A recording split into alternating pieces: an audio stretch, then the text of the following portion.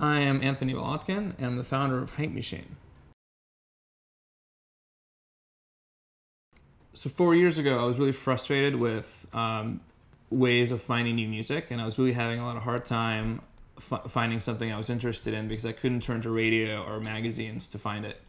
In the process, I found music blogs, and I was really blown away by the fact that people are just simply writing about something they liked for no other reason than just they were excited about it. And Hype Machine keeps track of all those people and all their postings on blogs and other sites, and collapses all into one to figure out the charts for new music that's bubbling up.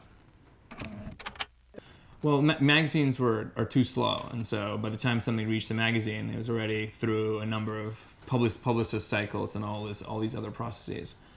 Radio in New York is really a restricted format, so you only hear like 40 songs.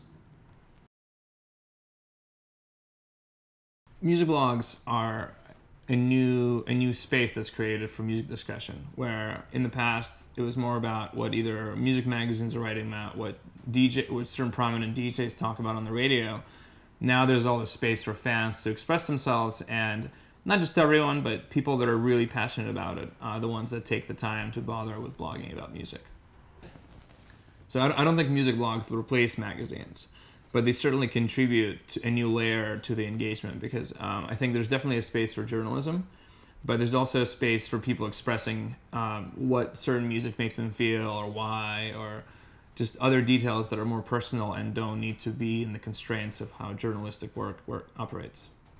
Well, people sometimes compare music blogs to the indie record store, where there was a guy who knew what you were into, and they would just suggest you things that they think you may like, even though they don't really fit within any pattern. But music blogs ultimately feel safer and are more open just because it's something you use on your computer. So I think that solves the problem for some people that wouldn't necessarily go out and look for records normally. Well, I haven't been to a record store in a while. I've been to some independent ones that are really great. There's some in London that are great, but the music blogs are more personal. So you get access to a much smaller set of selections, but there's more depth to what someone is recommending to you.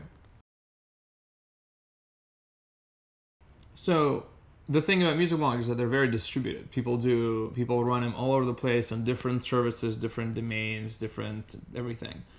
We were able to bring this all together and offer people like more consistent view into what's going on. So we don't replace music blogs. In fact, we drive people to discover more new ones and to find the ones they didn't know about, but also provide an overview of what's happening. So we can tell you what artists are really big at any given time. I definitely agree that there's a lot of noise on the web in terms of media, film, music, anything.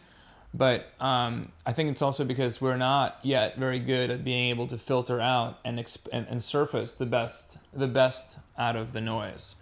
So once you can get any song in the world, anytime, the question will become, well, which song do you want to get? And that's a question we think about a lot. We think that one of the ways that you'll decide which song to get out of the millions of songs out there is which songs a community of genuine listeners and people that have spent time digging through many more songs than you'd like to, what do they like? The biggest things that I want Hype Machine to stand for are passion and integrity, because I think those things are probably the hardest to find on the web and really anywhere else. And if we can do those, I think we'll attract a big audience that appreciates those.